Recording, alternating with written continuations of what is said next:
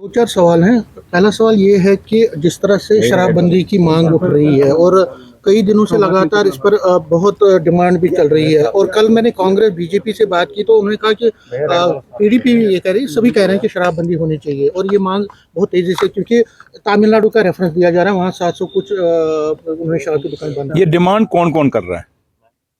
सभी जो political party, कोई सभी नहीं कर रही, पीडीपी और बीजेपी कर रही है। आप सीधा बोलिए कि बीजेपी और पीडीपी डिमांड कर रही है कि जम्मू कश्मीर में शराबबंदी होनी चाहिए।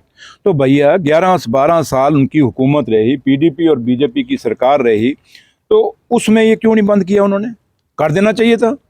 हमें क्यों बार बार पूछते हैं कि भाई बंद कर दो, बंद कर दो?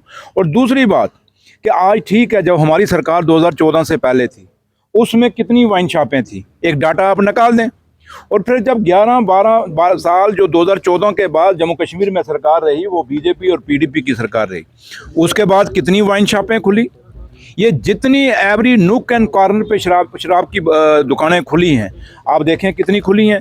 आज हालात ये हैं कि एक वक्त था जब 2014 से पहले जो उमर अब्दुल्ला सरकार थी, कांग्रेस के साथ कोलिशन में थी, उस समय ये एक रूल था कि 500 मीटर मंदिर के पास, किसी रिलीजियस जगह के पास या एजुकेशनल इंस्टीट्यूशन के पास ऐसी कोई जगह थी जहां बैन किया था कि उसके पास में कहीं शराब की दुकान नहीं खुलेगी। आज आप देखें कहाँ कहाँ शराब की दुकानें खुली।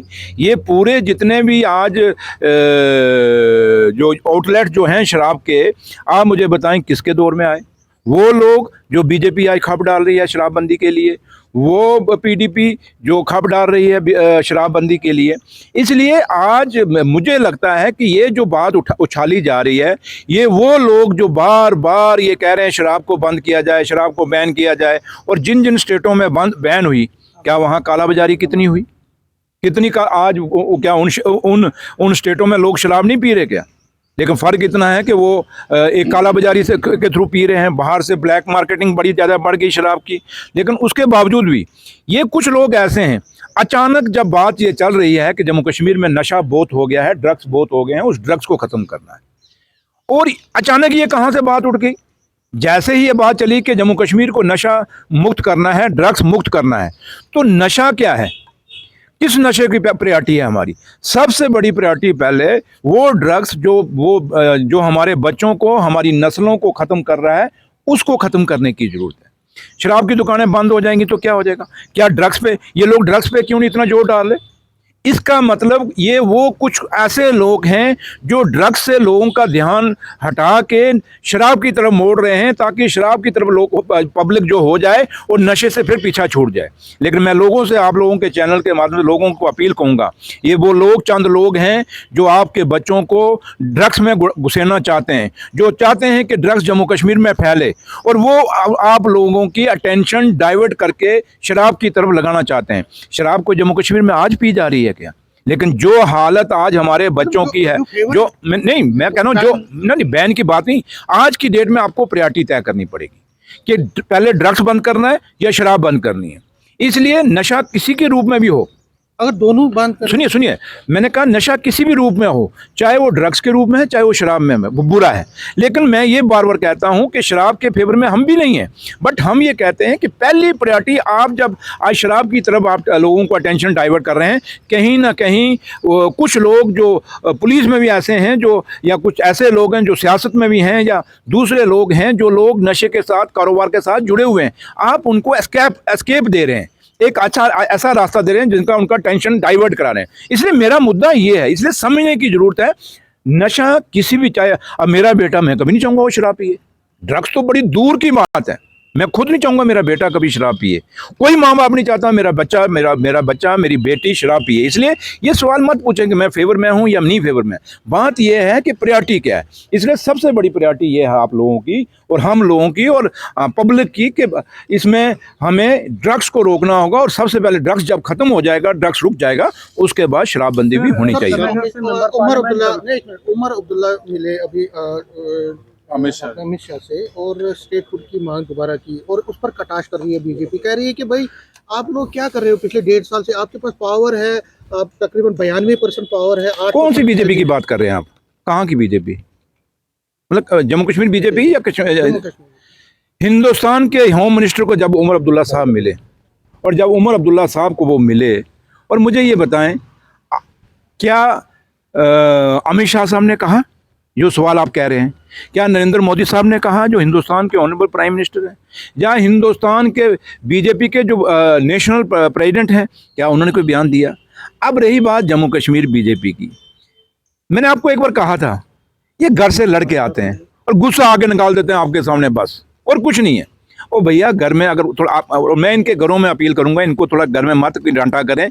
ये जब वहाँ से गुस्सा होते हैं तो यहाँ आके हमसे गुस्सा निकालते हैं। और बाकी बीजेपी को कौन पूछ के, क्या जब स्टेट तोड़ा था, आपको याद होगा यार, जब 2019 में सरकार गिरी थी बीजेपी और पीडीपी की, यहाँ से बीजेपी के एमएलए सारे खुशी खुशी गए थे कि हमें दिल्ली बुलाया गया है, खाने में बुलाया गया। तो कैसे खुश होकर गए थे मंत्री वगैरह कि हम वहाँ होम मिनिस्टर साहब को मिलने आए। तो यहाँ से जब गए सरकारी गाड़ी में गए थे, तो वापस जब आए थे पुरानी टैक्सियों में आए थे, वो खचारा टैक्सियों में वापस आए थे। इनको पता ही नहीं था कि सरकार गिरने वाली है। जिनको बीजेपी ने कभी दिल्ली में, इनको कौन पूछता है, इनको कौन सीरियस लेता है? इसलिए छोड़िए बीजेपी जम्मू कश्मीर की क्या कहती है। हाँ, इतना जरूर कहूँगा मैं जम्मू कश्मीर की बीजेपी को कि जम्मू कश्मीर के लोगों के साथ इंसाफ करिए। जितनी जिम्मेवारी नेशनल कॉन्फ्रेंस की है या उमर अब्दुल्ला सरकार की है, उससे दुगनी जिम्मेवारी आपकी है, क्योंकि आपकी सरकार दिल्ली में है। और ये स्टेट का दर्जा और स्पेशल स्टेटस का दर्जा अगर बहाल होना है तो दिल्ली से होना है, ये जम्मू कश्मीर की सरकार ने बहाल नहीं करना।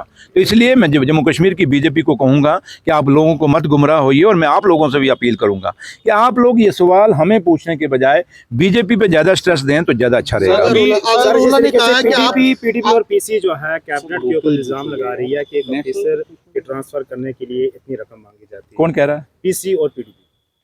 देखिए एक बात मेरी याद रखना, आज उमर अब्दुल्ला जो काम, सरकार जो काम कर रही है उसका ये मुकाबला नहीं कर पा रहे। मैं आपको कितनी एग्जाम्पलें दे सकता हूँ कि जो 11-12 साल पुराने काम थे जो पीडीपी और बीजेपी ने शुरू किए थे, क्या 12 एक काम ज़्यादा से ज़्यादा बुनियाद कितनी होती है? 2 साल या 3 साल से ज़्यादा बुनियाद नहीं होती। कोई बिल्डिंग हो, कोई ब्रिज हो, कोई सड़क हो, उसको कंप्लीट करने का एक टेन्योर होता है, एक टाइम होता है।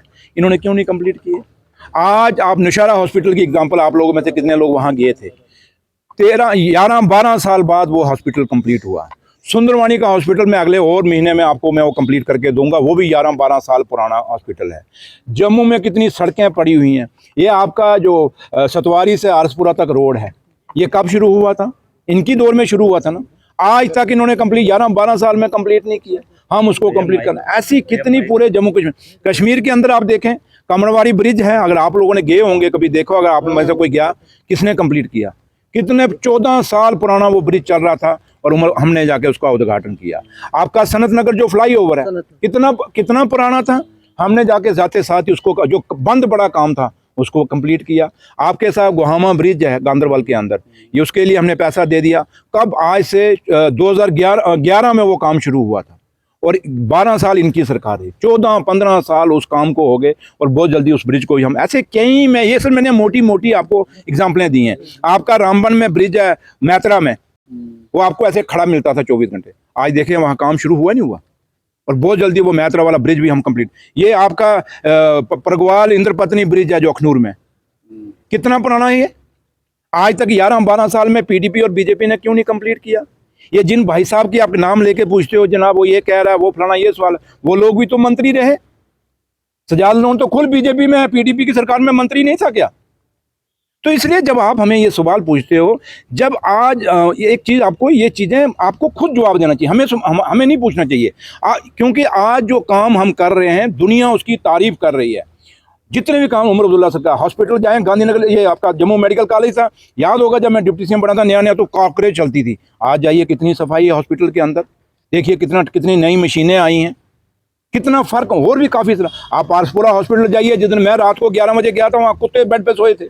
आज जाइए रात को जो आरसपुरा का हॉस्पिटल है, देखिए कितना बदलाव है, वहाँ कमरे खुले हैं, डॉक्टर बैठे हैं, लोगों का इलाज कर रहे हैं। ऐसी मैं कितनी एग्जाम्पलें आपको दूं।